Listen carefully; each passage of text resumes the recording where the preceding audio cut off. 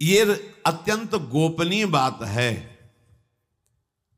कि इस नाटक में केवल मैं ही खेल रहा हूं। देख लो, कह रहे हैं कि भगवान ने हमें क्यों फंसा दिया, तब हंसी आती है कि प्रभु आप ही फंस गए हो, भगवान ने थोड़ी फंसाया है, आप ही फंस गए हो। आप छूटो तो देखोगे आपका प्रश्न खत्म हो जाएगा, क्योंकि आप कोई और नहीं हो, वही हो, वही तत्त्वम अश। वेद कहता है तत्त्वम अश। भूल गए, छोटी छोटी आसक्ति और ममता में फंसकर तुम अपने को देहधारी मानने लगे, विषयी मानने लगे, अपने को भोगी मानने लगे, पापात्मा मानने लगे। ये आपकी मान्यता है ना। आपने कभी अपने को माना कि मैं भगवत स्वरूप हूं? कहां माना? वही मनाने के लिए तो भगवान ने आपको अवसर दिया।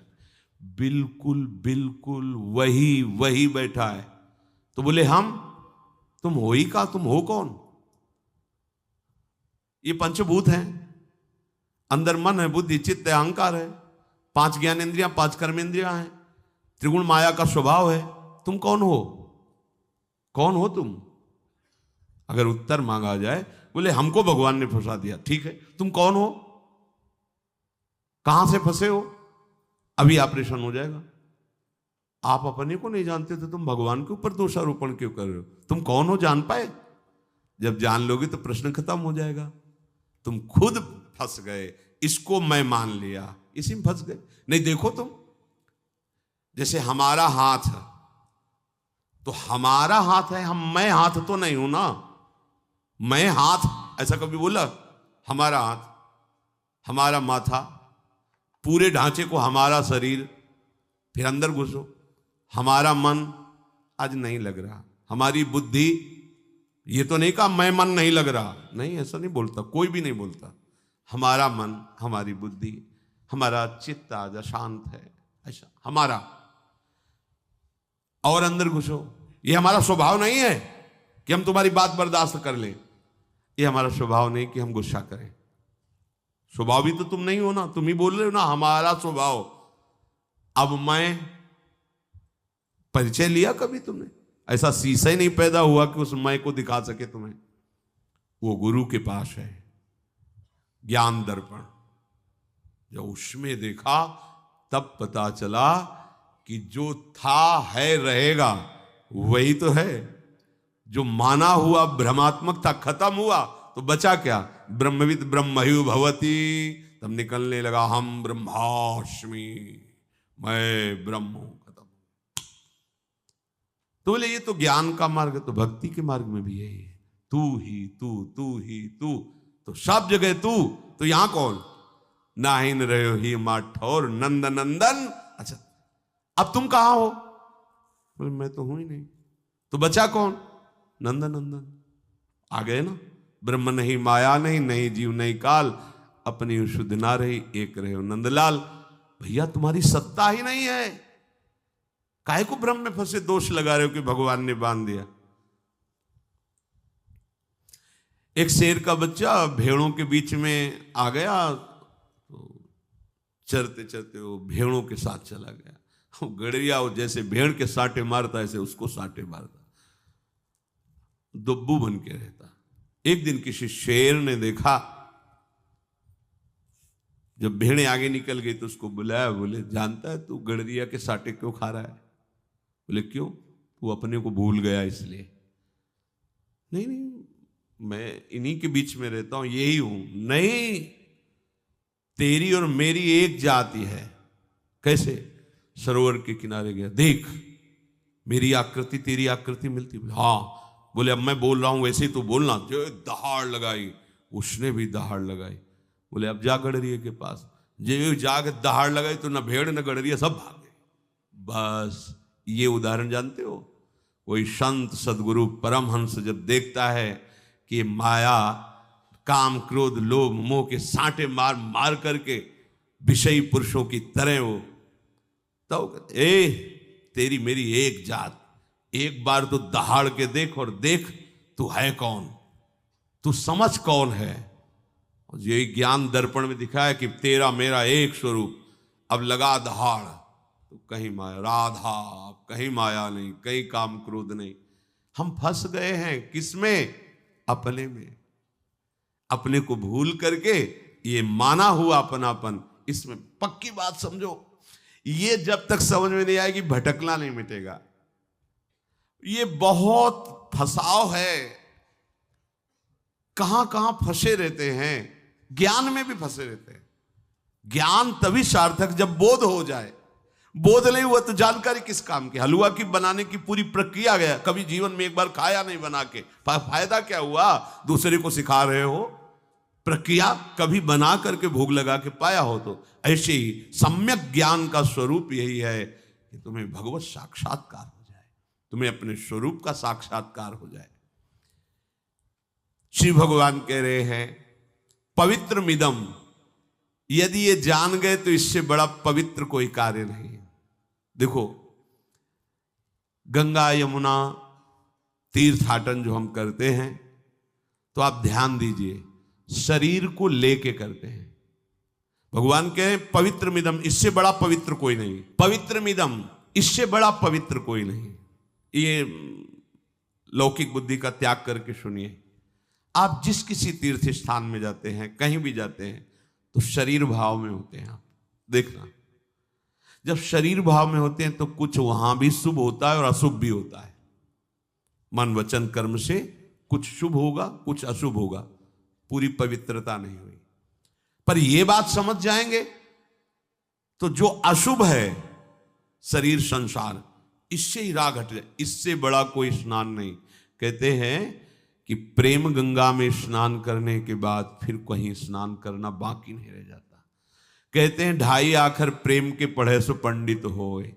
अगर 2.5 अक्षर प्रेम को पढ़ लिया तो इससे बड़ा फिर कोई शास्त्र नहीं है। भगवान कह रहे हैं इस विद्या को ये जान गए तो और किसी विद्या की आवश्यकता नहीं, तुम परम पवित्र हो गए। पापी से पापी, दुराचारी से भी दुराचारी बहुत जल्दी महात्मा बन जाएगा और शाश्वत शांति को प्राप्त हो जाएगा। ना ही ज्ञान सदसम पवित्र में ही विद्यते, जब तक ज्ञान नहीं होता तब तक पवित्रता टिकती नहीं है। एक महात्मा जी थे,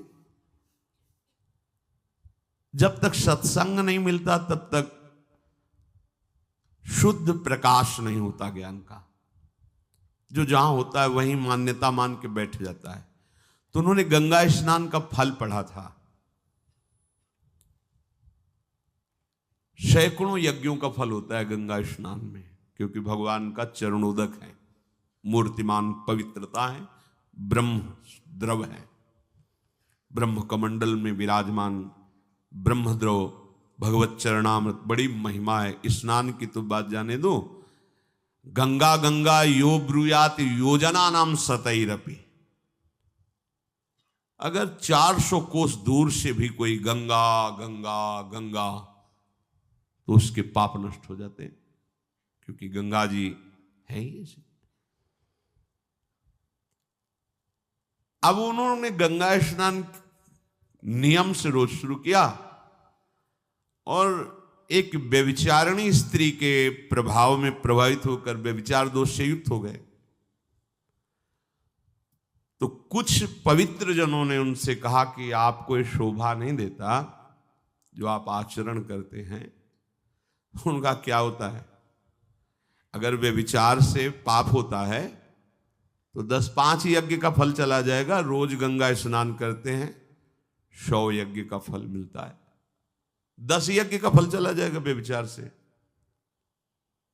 जो यहां लिखा है ना ही ज्ञान सदृशम पवित्र में विद्यते, उसका भाव गंगा जी, गंगा शब्द ही पवित्रता झलकाता है। गंगा पवित्र, ऐसा मानो उच्चारण करते ही हम पवित्र हो रहे हैं। बड़ी महिमा है, प्रत्यक्ष अनुभव की है।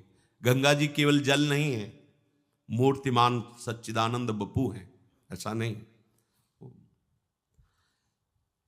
अब लोगों का मुंह बंद हो जाता, वो शास्त्र प्रमाणित बात बोल देते कि इतना फल मिलता है, उससे इतना कट जाएगा, हमारा क्या घाटा, तुम अपना काम करो। गंगा जी ने सोचा है तो महिमा को दूषित कर रहा है, तो एक बालिका रूप में एक श्वेत वस्त्र लेकर गंगा जल में डुबोती और फिर वहीं बालू में रगड़ती ऐसे ऐसे, फिर गंगा में डुबोती, फिर बालू।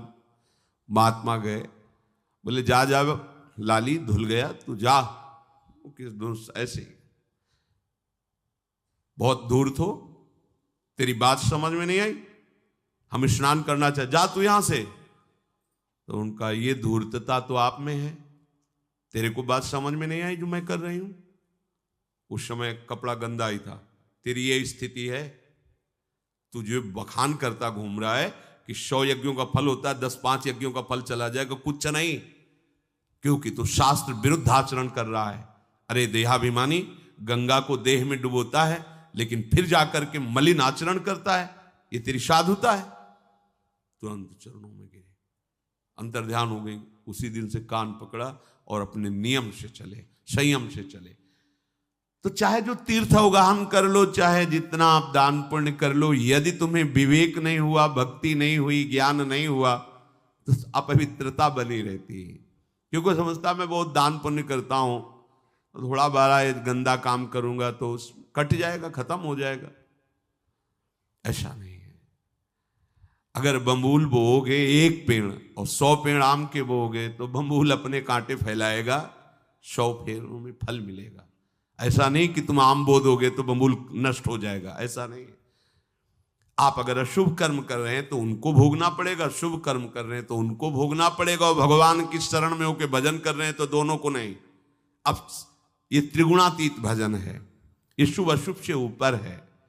इसलिए वास्तविक पवित्रता का स्वरूप है ये ज्ञान हो जाना। क्या इंद्रियजन्य भोगों को जो भोगा जाता है नारकी गति है। अलम विषय वार्तया नरक कोटि बीभत्सया, महाप्रभु कह रहे हैं, पर फंसे वही हैं। सत्संग सुनने के बाद, साधन करने के बाद जब एकांत बैठोगे तो बुद्धि तुम्हें दिखाएगी कि भोगों में सुख है। बस उसी समय उसको वापस करके गुरुजनों के वचनों में लगाना है। सुख तो प्रियालाल की रूप माधुरी में है, प्रियालाल के नाम गुण में है।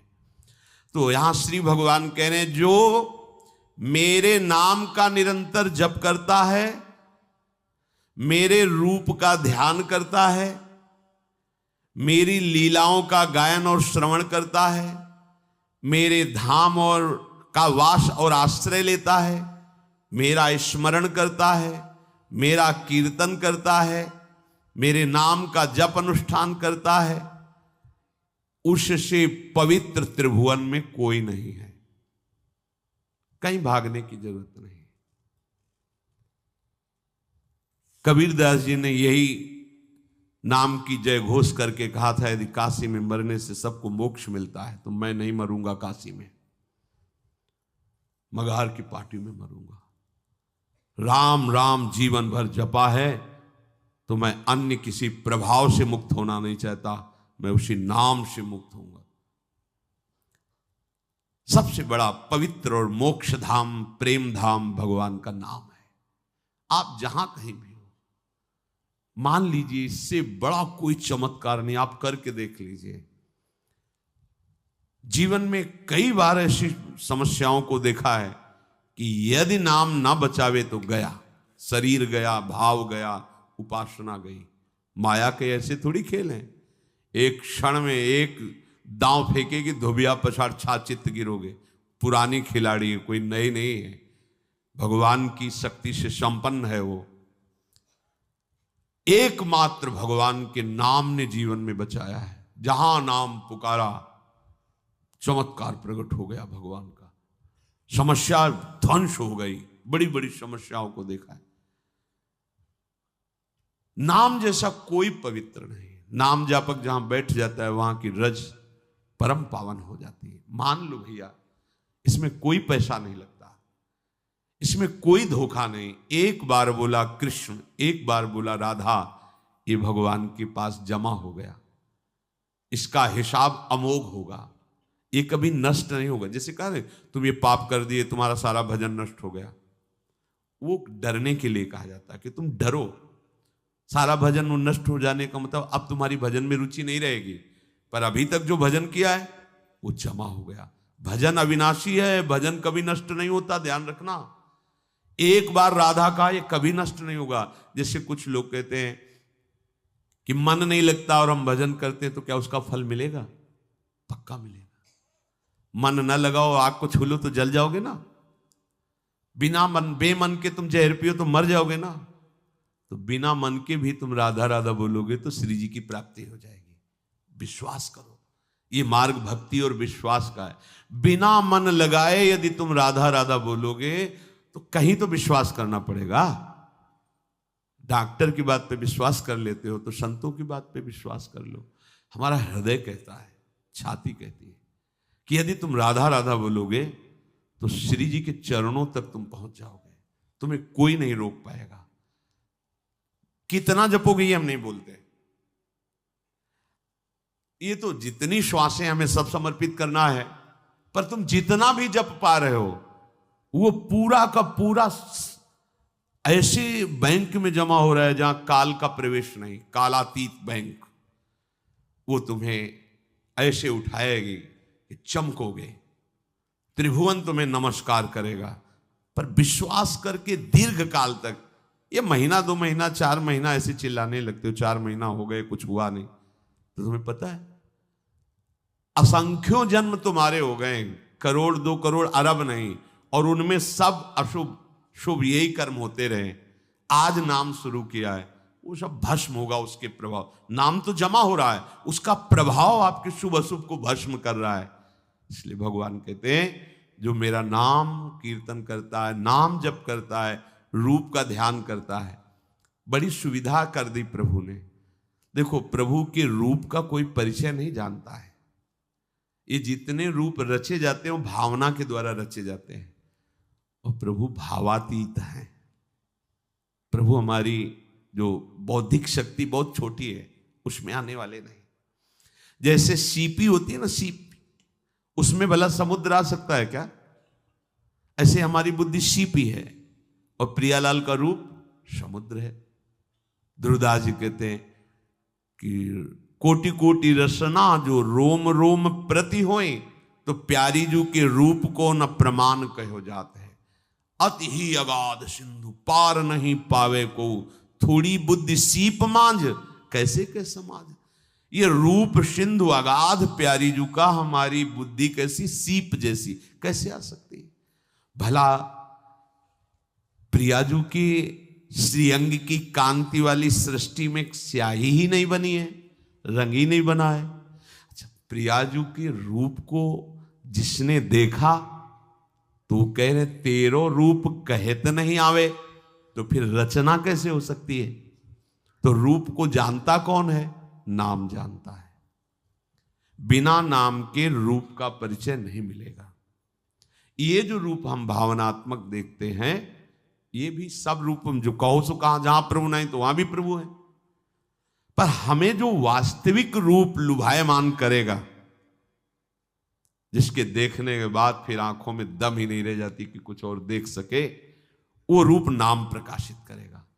इसलिए पहले खूब नाम कीर्तन, नाम का ध्यान, नाम का जप। मान लीजिए जैसे कहते रूप का ध्यान करो, तो पहले तो ध्यान के लिए एकाग्रता चाहिए, ध्यान के लिए पवित्र बुद्धि चाहिए, फिर ध्याता का जो उद्देश्य ध्येय है वो सामने चाहिए। तो बहुत बड़ी स्थिति हो गई ना। अपने आंख मूंदो, देखो, ईमानदारी से देखो, अंधकार छा रहा है, और उसमें कल्पना करो। ये सब करने की जरूरत नहीं, सीधे लिखो राधा, और वहीं मुस्कुराते हुए नीलकमल घुमाते हुए श्री जी दिखाई देंगे एक दिन, देख लेना। अब मानो तो, पर अब मानो नहीं तो फिर परेशान होना पड़ेगा। प्रभु कह रहे हैं नाम और रूप का ध्यान। तो चलो हमें, और तो हमारे बिहारी जी महाराज, राधा वल्लभ जी महाराज, राधा रमण जी महाराज साक्षात प्रिया प्रीतम का रूप है। जो आचार्य प्रदत्त रूप है उसको सामने रख लो, बार बार देखो, तो थोड़े समय बाद वो बसने लगते हैं। जैसे अपने लोग दर्शन करते हैं तो ऐसे थोड़ी दर्शन देख लिया, ऐसे नहीं, पान करो उनकी, नक्शिख लो अंग माधुरी, श्री चरणों से मुकुट तक, मुकुट से सिर, फिर आंख बंद कर लो, वही फिर देख रहे, फिर आंख, फिर देख रहे, फिर बंद कर। अब लगा कि हाँ आंख बंद की, निकल गए, रूप माधुरी को बसा के, या उनकी छवि रख ली, बार बार एकांत में देखना, वो चित्त चोर हैं, चुरा लेंगे तुम्हारे चित्त को। अब एकांत में बैठ के प्रपंच चिंतन करोगे तो प्रपंच चित्त चुरा लेगा, प्रभु का चिंतन करोगे तो प्रभु चित्त चुरा लेंगे। उत्तमम, यही सर्वश्रेष्ठ है।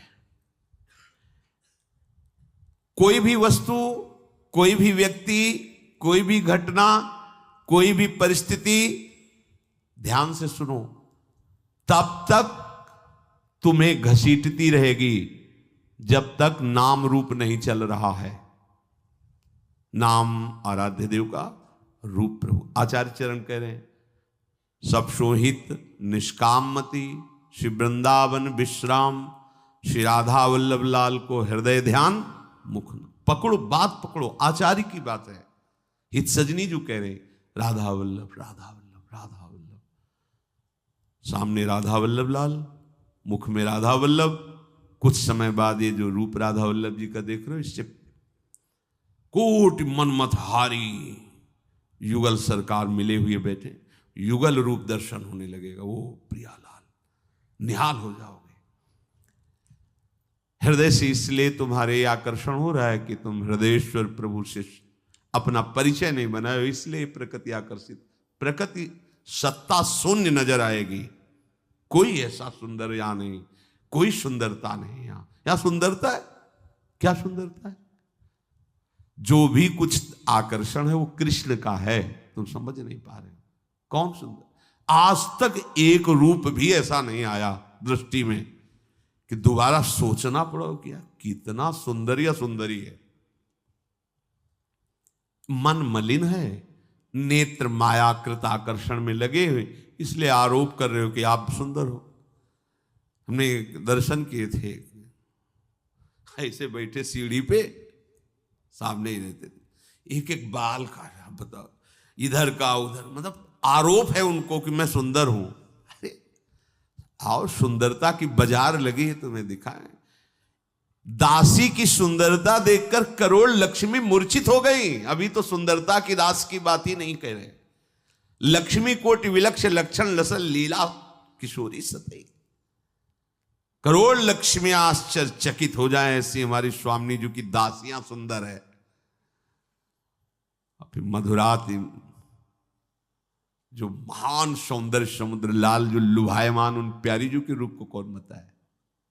मधुराधिपति रखिलम मधुरम, जिनका सब कुछ मधुर है, वो प्रभु श्री स्वामिनी जी के। हाँ, तू मुख चंद्र चकोरे नैना, राधे तू मुख चंद्र चकोरे नैना।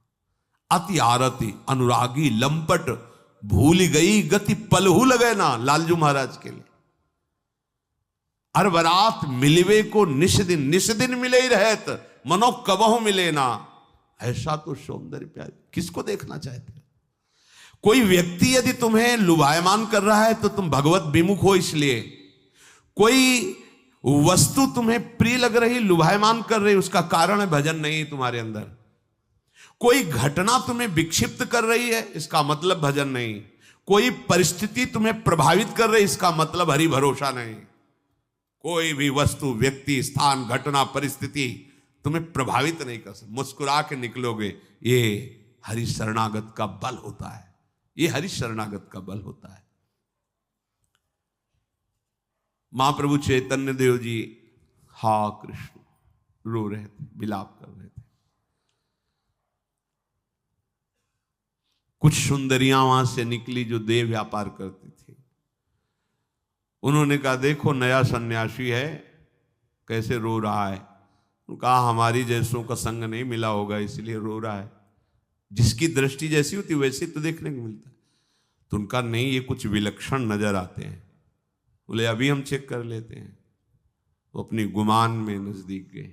ए किसके लिए रोते हो? नेत्र से पलटे, आंसुओं से भरे नेत्र, चरणों की तरफ झुके। मां, हमें पता है कि आप हम पर कृपा करने आए, मुझे कृष्ण प्रेम दे दो। और देखते सारी की सारी मलिनता गई, वो खुद रोने लगी। हाय, मैं ऐसे परम पवित्र की प्रति क्या। उनकी दृष्टि में कोई सुंदर, उनकी दृष्टि में कोई आकर्षण, जहां कृष्ण प्रेम का रंग चढ़ता है उसे कोई प्रभावित कर सके? कोई व्यक्ति, वस्तु, घटना, परिस्थिति उसे डिगा सके? नहीं। इसीलिए गुह्यतम बात है, एकमात्र प्रभु का आश्रय लो, हृदय से आश्रय लो, और नाम न छूटने पावे। कोई तुम्हें परास्त नहीं कर सकता। परास्त होते हुए भी विजय श्री तुम्हें मिलेगी। दोनों बातें समझो। कोई तुम्हें परास्त नहीं कर सकता, और परास्त होते हुए भी विजय श्री तुम्ही को मिलेगी। अब इस बात के रहस्य को समझने के लिए भजन करोगे तो समझ में आ जाएगा। प्रत्यक्षावगमम, इसका फल प्रत्यक्ष होता है, भविष्य में नहीं। जो उपासक, ध्यान दीजिए, प्रभु का आश्रय लेकर प्रभु का भजन करता है, जितना दृढ़ आश्रय होगा उतने विलक्षणता उसको अनुभव में आने लगेगी। यदि आपको नहीं आ रही तो अभी आप भगवद आश्रित नहीं हैं। देख लीजिए, अंदर ढूंढ लीजिए, थोड़ा भी कोई बल होगा तो ये बल प्रकाशित है, और जब ये बल प्रकाशित होगा तो चमत्कार हो जाएगा। क्या होता है कि जैसे आप हमसे 20 साल पहले मिले,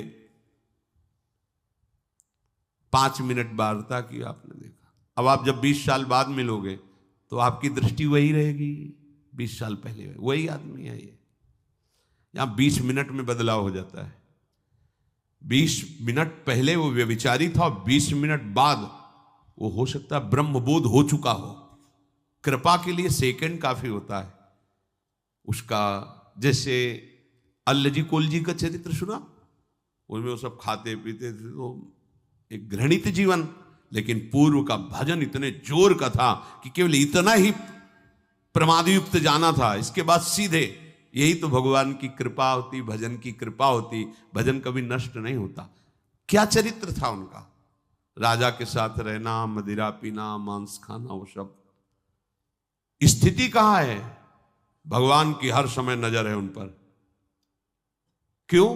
क्योंकि पूर्व में भजन करते रहे, इच्छा जागृत हो गई तो दिखा दिया भगवान ने कि देखो एक चीज समझना, आप धैर्यपूर्वक समझना, भगवान अपने पट्टे को कमजोर नहीं रखते, ध्यान रखना। भगवान का चेला कमजोर नहीं होता। कैसे कमजोर? तुम्हारी इतनी हृदय की महान स्थिति होनी चाहिए, पूरी सृष्टि के हर विकार तुम्हारी दृष्टि से गुजर जाएं और तुम्हारे मन में कोई वासना जागृत न हो, तब तो माना जाएगा कि गुरु के पट्टा हो। फिसड्डी थोड़ी काम होता है कि पशु पक्षियों की क्रीड़ा देखी और तुम मोहित हो गए। अभिमान करोगे तो भले ऐसा कुछ हो जाए, नहीं तो स्वामिनी जी के चरण आश्रित हो। विश्व का कोई भी भोग, सौंदर्य, परिस्थिति, व्यक्ति, घटना तुम्हें प्रभावित कर ले तो तुम दास कैसे हो? तुम कैसे दास हो? नहीं। पक्का ही विश्वास कर लीजिए, जिस समय आप हृदय से हमारे प्रभु के आश्रित हो जाएंगे, एक चमत्कार प्रकट हो जाएगा, एक विलक्षणता आ जाएगी।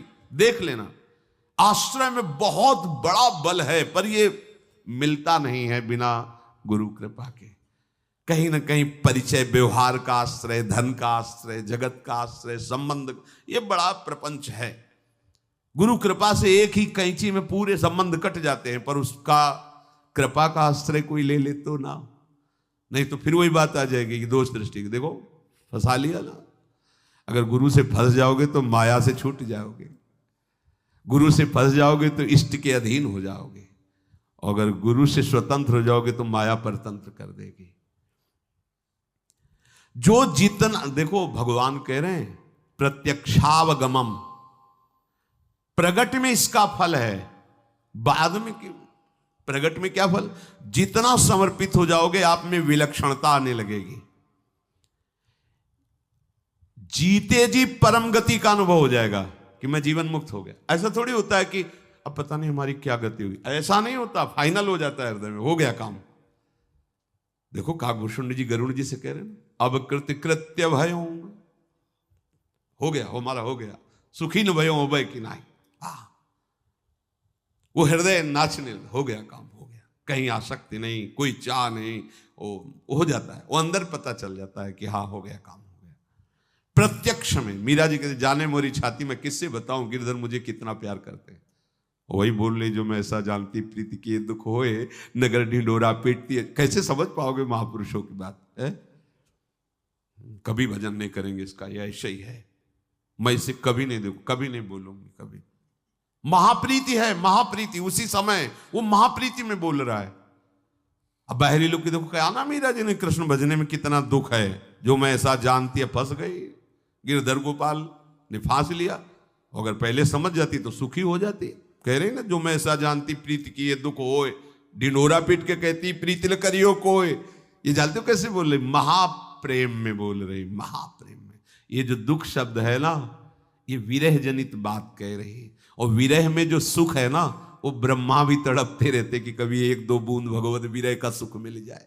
विरह का सुख मीरा जी उसको दुख कह के वर्णन कर रही। क्योंकि जैसे कोई दिल को मसला करे अपने प्रीतम की याद में, वो आह भरती, तब कहती मैं जो ऐसा जानती प्रीति की ये दुख होए। ये महासुख है। विरही को जो सुख दुख मिलता है, वो ब्रह्मा परमेष्ठी पद में भी अनुभव नहीं करते। और विरही को जब सुख मिलता है तो उसकी तो बात ही अलग बात है। विरही के दुख के समान अनंत ब्रह्मांडों में कोई सुख नहीं है। और फिर विरही को जब संयोग सुख मिलता है, उसकी तो बात ही क्या है। जब छिन छिन बिहरत संग, छिन छिन निरखत प्रेम भरी, छिन जस कहत अभंग, यह जो कृपा हरिवंश की। तो इसका प्रत्यक्ष में वर्तमान में ही फल है जो भगवान बात कर रहे हैं। देखो, आप नाम कीर्तन में डूब रहे हो, रोम रोम पुलकित हो रहा है, प्रत्यक्ष में फल है। प्रभु के भरोसे हो, किसी का सहारा नहीं, प्रत्यक्ष फल मिल रहा है। आप देखो, क्षण क्षण में व्यवस्था होती, क्षण क्षण में व्यवस्था होती। अगले क्षण में जो होना है तुम्हें पता नहीं है, वो व्यवस्था अगले क्षण की पहले कर चुका है। अब तुम जो ही सोचोगे कि अब क्या होगा, तो हो गया, तो वो तुम सोचे अब हो, व्यवस्था पहले हो गई है। इतने वो कृपालु है। प्रत्यक्ष में लोक परलोक गति मुक्ति जो चाहोगे सब धर्मम, और ये परम धर्ममय है। धर्मम का तभी अनुभव होता है जो धर्म अमृत है, जब त्यज लोक धर्मान। जो लोक धर्मों में फंसे हुए हैं वो इस परम धर्म को नहीं जानते। जो परम धर्म को जानते हो लोक धर्म को भी जानते हैं। जो प्रभु को जानते हो संसार को भी जानते हैं। जो प्रभु को नहीं जानते, ना संसार को जानते हैं, ना अपने को जानते हैं, ना प्रभु को जानते हैं, भूल भलैया में भटक रहे हैं। ये निष्काम भाव पूर्वक जितना भगवत शरणागति हृदय में उतरेगी, उतना ही ये धर्मामृत आपके हृदय में जागृत हो जाएगा। भगवत प्राप्ति के लिए जितने भी साधन कहे गए हैं वो धर्मामृत ही हैं। पर बहुत जन्म वाले भी साधन हैं, और ये सीधा भगवत प्राप्ति का साधन है। गोस्वामी जी ने बहुत अनुभव करके कहा है, बिगड़ी जन्म अनेक की अब ही सुधरे आज। साधना शब्द की बात नहीं कही। भला आज अभी के हम कर लेंगे कि हमारी अनेक जन्मों की सुधर जाएगी? तो कह रहे हैं हो ही राम को। पहली बात, हमारे माई श्यामा जी, हमारी महारानी बिगड़ी खत्म, बन गई। अब समय कैसे व्यतीत करें जितने दिन जीवित रहे? नाम जप, राधा राधा राधा। ताजी कुसमाज, जो दुष्ट जन है, भगवत विमुख जन है, ऐसे लोगों का संग मत करो। गंदी बात, गंदा भोजन, गंदा आचरण, इनका त्याग करो। गोस्वामी जी बहुत क्रम से वर्णन कर रहे हैं। प्रायः लोग क्या शिक्षा देते? पहले इनका त्याग करो, फिर भजन करो, और फिर भगवान से अपनापन करो। अनेक जन्म, अनेक जन्म। इसी जन्म में अभी काम बनाना है तो हम श्री जी के, तुम्हारा काम हो गया, तो अभी तो जीवित हैं, नाम जप करो, कभी कोई बुरा आचरण मत करना। और ये काम इससे होता है कि हम महारानी जी के हैं, हम तो लाडली जी के हैं भाई, अब हमसे कुछ बने ना बने, हमारी तो श्री जी हैं, हो गया काम।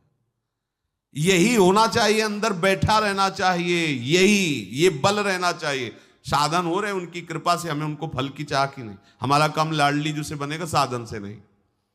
कल पैर टूट जाए, परिक्रमा बंद, हाथ टूट जाए, माला जब बंद, कैंसर हो जाए, किडनी फेल हो जाए, तो चिंतन खत्म, उसी का चिंतन होगा फिर। अगर महारानी जी का बल है तो हमने साधन बल लिया ही नहीं था कि साधना से भगवत प्राप्ति होगी। हमने तो महारानी जी का बल लिया था, तो सब नष्ट हो जाए तो भी हमें श्री जी मिलेंगी। ये खास बात अंदर की है, श्री जी का भरोसा। ये हम ऐसे नहीं कह रहे कि साधन वादन किया नहीं और ऐसे ही पढ़ पुढ़ के बोल रहे हैं। भगवत कृपा से दोनों पक्षों को देखा है खूब, तब हम ये बात तुम्हें कह रहे हैं। जहां बात कर रहे हैं यहीं बैठ जाओ, आगे निकल चलो, पीछे से दौड़ने की जरूरत नहीं। ट्रेन जिस स्टेशन में खड़ी यहीं से बैठो। कहां से ट्रेन चली है, यहां कब पहुंची है, कितना समय लगा है, तो जाओ फिर पीछे जहां से ट्रेन बन करके चली वहां से आओ। और बुद्धिमान कौन है, जिस स्टेशन में खड़ी आप जहां हो वहीं से उस पर वो आगे की यात्रा शुरू हो गई। बस यहीं से सवार हो जाओ। हमारी महारानी जू, हमारी लाडली जू, हे लाडली जू, अब आपसे ही हमारी सारी बात बनेगी। हमारे तो आप ही, ये अंदर से सहज भाव में आ जाओ, सहज। बस लाडली ऐसा शुद्ध साधन बनेगा जो पूर्ण निर्दोष होगा, वो आम होगा नहीं। क्योंकि आप देख रहे हो कि हमसे नहीं बन रहा है, आपसे सच्ची कह रहे हैं। यहां मशीन अलग फिट हो जाती है, ब्रह्मा ने जो बनाई ना मशीन, वो रिजेक्ट करके निकाल दी जाती है। यहां कृपा से मशीन फिट हो जाती है। सच्ची कह रहे हैं, अपनी पढ़ी लिखी सोची समझी सब कूड़ा करकट कर दिया जाता है, अब वो सीधे आता है। प्रियालाल सीधे क्या करना है, कैसे चलना है, वो सीधे हो जाता है। अब बीच में किसी की जरूरत नहीं होती। प्रियालाल स्वयं संभालने लगते हैं, स्वयं बागडोर अपने हाथ में ले लेते हैं। पर जिसका एकमात्र भरोसा लाडली लाल होते हैं, अव्ययम। अब उस उपासक में कभी भी किंचन मात्र भी कोई कमी नहीं रह जाती। देखो, जब तक हम करेंगे तो कमी ही कमी रहेगी। श्री भोलानाथ जी महाराज भोरी सखी कह रहे कि हे प्रियाजू, कभी कभी दुविधा खड़ी हो जाती है हमारे सामने। बहुत ऊंची स्थिति के महापुरुष हैं।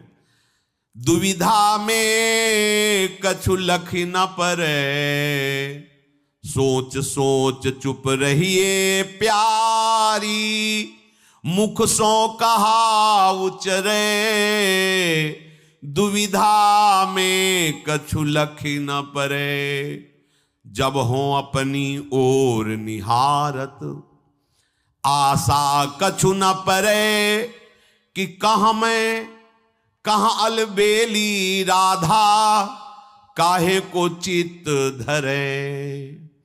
प्यारी जू, कभी कभी दुविधा खड़ी हो जाती है, तब चुप हो जाता हूं और सोचने लगता हूं कि क्या मैं मुख से बोलूं हमारे माई श्यामा जी को राज, क्या बोलूं। जब अपनी ओर निहारता हूं तो बोलने की हिम्मत नहीं रहती। कैसे बोलूं, कहां मैं नीच और कहां अलबेली सरकार सी किशोरी जू। मैं ये कैसे कहूं कि मैं लाडली जू का हूं, हमारे माई श्यामा जू को राज किशोरी जू। कभी कभी जब मैं अपनी ओर देखता हूं तो कहने लायक नहीं हूं।